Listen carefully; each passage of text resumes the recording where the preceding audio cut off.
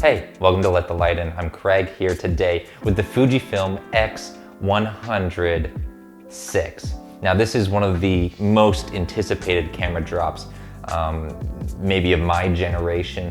The price of the Fujifilm X100VI is $1,599 US dollars. Now today I do actually also have two teleconverter options. I've got the wide angle option and the zoom lens option. So we're gonna get into all of that and the camera as well. Let's take a look at it. Let's begin with the camera body itself. The camera itself, it looks great. And it comes in both black and silver colorways. Even though I am reviewing the silver style model, I actually prefer the all black design. I like that all black design keeps the camera kind of discreet looking, whereas the silver is noticeably flashier, and some have even commented and may even have rightfully said that it makes it look a little bit more like a toy. The all black version, I just really like the looks of it. But again, you know, that's all personal preference, right? Now, the X100VI is a pleasant camera body to look at. The X100 series has always had a smaller size body, and they've kept the old style reminiscent of the days when, for example, the Minolta X500 was kicking around back in the 1980s. It really does have that vintage nostalgic feel, which is really what this camera is actually all about. So while even just looking at it, even all the knobs and the turny bits, you know, they have that old fashioned and nostalgic feel, which is what this camera is all about. It's about film simulations, it's about film recipes, and if you don't know what those are, then we'll dive into that a little bit later. But when it comes to the camera itself, I'm of a mixed opinion. See, all the switches and the dials, they feel great. Take the aperture ring, for instance. It's got a great clicky feel as you rotate it from f2 to f16. There is no hard stop on it. It just smoothly rotates into automatic. But those two textured finger grips that are built onto the aperture ring make it easy to rotate, even though the width of the dial is actually quite narrow, which is all, of course, part of the plan of keeping the camera small, even the lens small and the size down. So that is nice to use. The command or the focus ring, you can kind of identify it by both names, but the command ring has a nice gritty texture to it, and it performs as what I would like to say is oily smooth. It's very a quality dial, especially in its rotation. Now the exposure compensation dial it's properly built. The shutter speed dial is a joy to use, even though it is maybe a somewhat controversial decision as to having it just be a shutter speed dial. It does double into an ISO dial, and in fact the small attention to detail is noticed whenever we look at the shutter speed dial, which transforms into the ISO dial itself. At first, I was really quite concerned with the ISO dial, that it wasn't well designed since it's not a clickable operation. See, the shutter speed, you rotate it and it clicks and it makes sense, but I was worried about locking in the ISO value because you can just smoothly rotate it between numbers. There's not necessarily a firm selection. Fujifilm, however, has shown thought and care in this area of the product, because it will not lock unless it is firmly aligned on a number. If you have that dial in between numbers, it will not press down. You have to actually have it accurately set on a number. So Fujifilm has shown attention to detail here. Now the design and the layout of the camera, it can be quirky at times. For instance, it took me a little too long to figure out how to operate the viewfinder, switching it between optical and electric. And part of that is also figuring out that the viewfinder is only switchable when a proximity sensor is switched. You can't just flick that dial and have it go up and down from electronic to optical. So that was a bit of an adventure. This camera in itself is not excessively intuitive. You definitely have to spend time to figure out how to work it and the nuances of it and, you know, the detailed modes of operation. You've got to put your time in. That is all the result of the complex problem that is created when we desire to stuff a camera body from the 80s full of new and advanced technology. And we want to do all that without changing the look of our beloved little, heyday friend. So that's the camera body. It's well built, but it can certainly be odd at times because of the balance that is trying to be struck between retro look and, old school photography styling versus packing it jam full of new technology. So that is the balance that is struck. Now, the sensor itself is a 40.2 megapixel APS-C X-Trans CMOS 5 HR sensor. That's a big word jumble. Basically, all you need to know is it's a 40.2 megapixel APS-C sensor. It's got an X processor, 5 image processor, 425 point intelligent hybrid autofocus system. It's got Bluetooth and Wi-Fi connectivity, and it comes with 20 film simulation modes, also boasting the new Reala Ace film simulation. Now on this channel, we are more worried about how a camera performs in video than we are in regards to photo. So let's talk about its video performance. Most of the updates for the X100VI compared to the X100V or the X100VI, most of the updates on this new camera are actually made for video shooters, which for someone like me, being on the sidelines and seeing the hype of the X100V and the photos it could produce and knowing that it didn't have IBIS or in-body image stabilization, it was really quite a drawback, and it kind of made me feel like I was missing out on the photos that it was producing. But of course I didn't really have interest in it because I am a video-oriented shooter. That is exactly the main operation that I use cameras for. So that wouldn't have been a wise investment for me. But the updates that have come in the X100VI have made it so incredibly enticing. Hearing the news and following the release of this camera, it made it quite an exciting release. So what are the updates for video shooters? Well, first of all, it can shoot 6.2K at 30 FPS or 4K quality at 60 FPS. Now, just a note, if you've never shot in 6K, 6K can only be actually exported in 6K quality if you are using a paid-for program. So whether that's Adobe Premiere or the paid-for version of DaVinci Resolve. If you are editing in the free version of DaVinci Resolve, you're not going to be able to export in any higher of a quality than 4K. So just so you know, there you go. It can shoot in those modes in any film simulation you like. A turn is an option that video shooters seem to like, or you can give yourself color control by shooting in F-Log or F-Log2. And additionally, when it comes to this Fujifilm recipe world, and if you're wondering what that is, basically you can go online and there is a ton of people pushing their own Fujifilm recipes. Some of them look good, some of them look awful.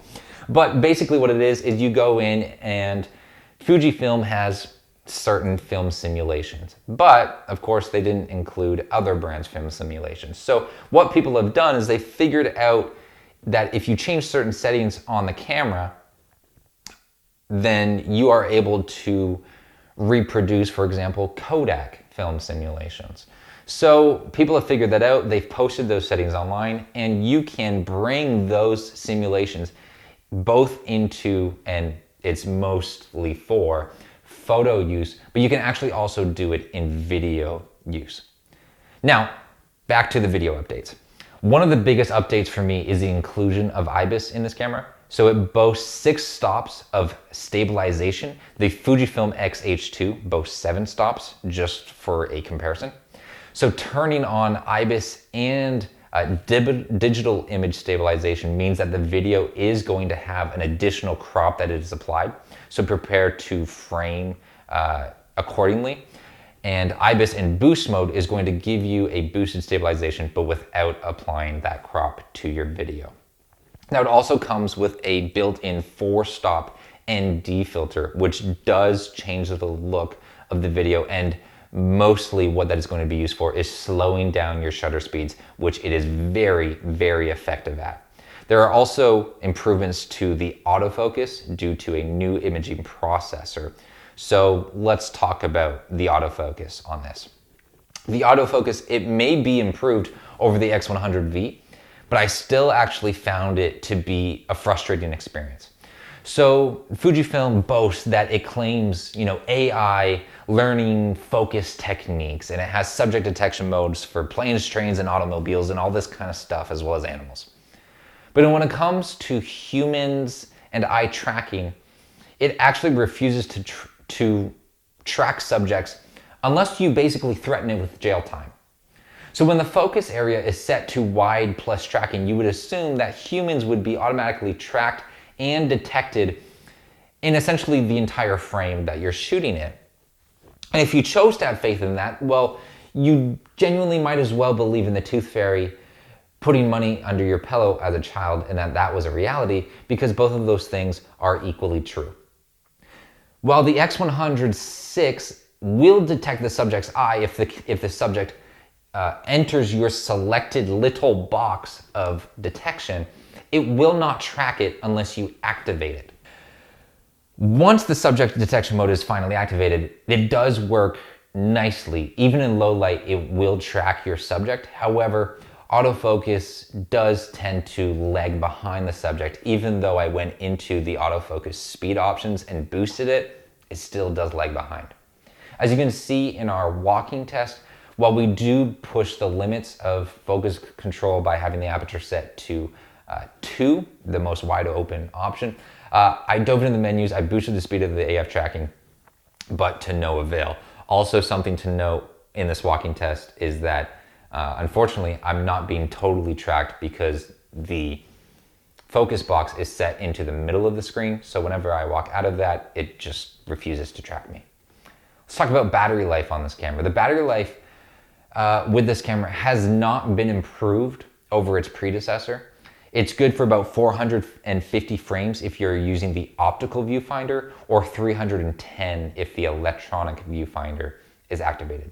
Now, shooting in 4K, it is going to drain the battery quite quickly. However, I must say that the recharge on this time is impressive, and seeing as it boasts a USB-C port, you can bring your portable charger with you and you can be back to shooting quite quickly. Now, one kind of concern that the community had, and rightfully so, is the fact that the production for the X100V was done in Japan. As you may have experienced or are currently experiencing, Fujifilm wasn't able to make enough cameras to keep up with the demand, which itself is a whole interesting story, which we're not going to dive into. You are likely familiar with it. But their strategy to cope with the demand of the X100V and more importantly, their new release, the X100VI, is that they have moved their production to China, which has raised concerns about quality, the build quality, as well as product durability. While it does feel well built and it does operate in a satisfactory manner, to me, I got thinking about functions like its hybrid optical and electronic viewfinder mode, and the way that that viewfinder pops up and down, and it even just exists in a hybrid way in the corner. You can have it just sitting in the bottom right corner sometimes if you want to kind of have a hybrid use of that. But thinking of production moving to China and thinking about moving parts like this, it got me thinking about the longevity and durability of that particular part. How long can that electronic viewfinder effectively pop it up and down without issue? And will it be resistant to bumps and wear and tear along the way as you travel with it and just use it along in life?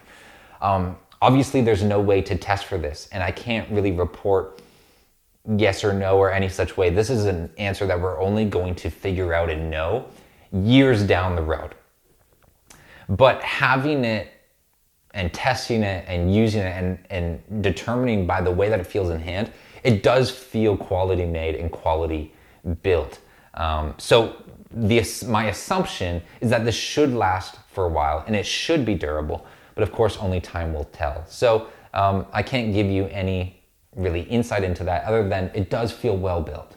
Production's moved to China, away from Japan, but it does feel well built.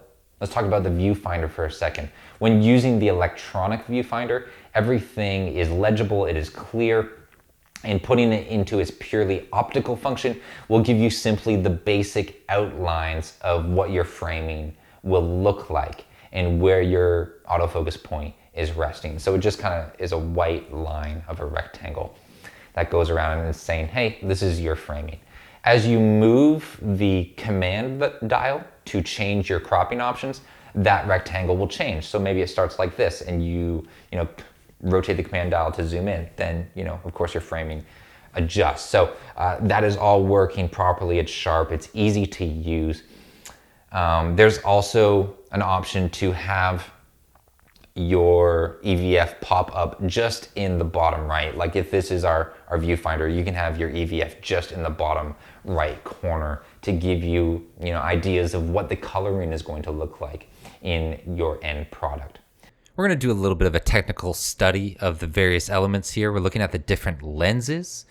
Right now it's the wide, which is equivalent to 28, and then the zoom, which is equivalent to a 50. What we're going to do now is zoom in on each of one of those. You'll see the standard is, it's doing okay in this 4K quality. The wide loses some sharpness, and whenever we throw that zoom lens on there, of course the zoom is at the advantage whenever we're zooming in, but you see much more sharpness coming into those buildings. As far as low light performance goes, looking at flaring and how it's going to handle streaking and star patterns, that is a standard lens that you're looking at right now. And the flaring is controllable, not too bad. Whenever we go to our wider lens, opening it up at f2, you notice that halo, that brightness around that light is really quite large. The flaring streaks aren't too bad. They don't extend whenever you point the camera away from that source of light. And finally, the zoom lens has the biggest light exposure, kind of halo around our light source, and the flaring being more of a problem as we turn the camera away. All of them have okay low light performance, nothing necessarily to write home about. When we flip the camera around to the other side, let's take a listen to what the microphone sounds like. What I really want to see right now is, do you need the wider teleconverter or not? And if it comes to a selfie like this, then does the extra length on that teleconverter mean that it's almost the same punch-in when I hold it like this? So that is the audio from the camera mic. Pretty good quality. You do get some background noise, but overall looks pretty good. You hear the conversation here. Right here I have the wide angle lens on, and you can see there's more framing room overall whenever you turn that camera around into selfie mode. Taking a look at autofocus here, these aren't going to necessarily be perfect tests because our focus box is placed in the middle. So whenever I step out of the exact center of the frame, then autofocus is not going to be following me. I was having some issues with the tracking mode. So that's your standard lens. Here is your zoom lens. And what you're going to notice is, while the autofocus is generally fine, it does tend to be a little bit slower. For all of these tests, what I did do is I went into the Fujifilm X100VI's menus and I actually boosted the speed of the autofocus. So this isn't at a 0 base standard, what you get from the box speed. This is at actually +3. You can boost it even more, but even at this boosted speed, you do see that autofocus does lag behind just a little bit. Nothing too excessive, but not necessarily worthy of, sports tracking. Now, what we're looking at here is the eye tracking on my Sony a7 IV. And you'll see as I move around the screen, the eye tracking keeps with me. Now, this isn't exactly a perfect example because that's a full frame camera and lens. Now we're switching to the X100VI, which is a APS-C lens. But you'll see as I switch to the left there, the eye tracking does drop. And it's not that I'm switching that far left. I mean, I was only slightly left of the exact halfway mark. So that's a little bit disappointing. But Fujifilm is something that's always needed to catch up to Sony when it comes to autofocus. Right now, we're going to take a look at the colors. I've got a split screen for you. And what we're going to notice through all of our color comparisons is that Sony certainly has more drab colors. Yes, I know I could say that more French. Drab, it's drab colors. They're not as punchy. Fujifilm, you see a lot of kind of red tones being pulled out in my face and in my skin. And if we switch here to our sunset, you're going to know that you're going to see that those trees that we have in the background are darker, and the tones that we have within the sky are also different. Now, what I did is I did match exact settings on the Fuji and the Sony cameras. Right here, we're looking at ND filter on versus ND filter off. That's something that we've discussed before. But what we're seeing here through our color comparisons is that the Sony, and you'll see it more expressed within later comparison videos that I've got coming up, but the Sony just tends to have a much more unfinished gray look. Fujifilm definitely excels in their colors. And whenever I make my regular reviews, I don't like to, and I don't put filters or colors editing, because I want you to see what the lens actually looks like. But here you're seeing the Sony just looks so much more kind of grayscale, a little bit unfinished, whereas that Fujifilm, it comes out as being essentially a nice finished product. Wrapping up these conversion kit lenses, my conclusion is that I would only consider purchasing the telephoto kit lens. I don't feel like the wide angle lens offers something that's different enough, and also it's actually a downgrade in visual quality. The standard lens, the 35mm lens, it basically is your wide lens anyway. I would only consider getting the telephoto due to the ability to punch in and not have to rely on cropping. Now, as far as camera inputs go, for the Fujifilm X100VI, it hosts a USB-C charging port, a mini HDMI to attach screens and devices to, and unfortunately for us video shooters, it does host a microphone / remote jack, but the jack that is installed is only 2.5mm width, which means you're gonna need an adapter to plug in your microphone, because your microphone jack is 3.5mm in width. And that is actually quite an incredibly frustrating decision, because just looking at the port on the camera, they've beveled out basically 3.5mm in width already. And you can see a gap as the 2.5mm jack is inside that beveled out option. And I mean, just looking at the side of the camera, where the port is, you have room for an extra 1mm. It's 1mm more that you have to chisel out. There's absolutely room for it. That's quite a frustrating thing. I don't want to use a dongle. I want to plug in my mic and be happy. So that's frustrating. However, you also have to think about how you're going to use this camera. And that is going to bring us to the conclusion. What are we using this camera for? Well, looking at the camera body size and, you know, APS-C sensor, for me, I'm very fortunate that I run this YouTube channel and I go out and I shoot for businesses on a Sony a7 IV, which is a full frame camera, a professional camera. I'm very fortunate to have this camera. The Fujifilm X100VI is not meant for professional purposes. It's not. It's meant for pleasure photography. This camera is really meant for, and let me paint the picture here. Do you remember when basically every family had a camcorder?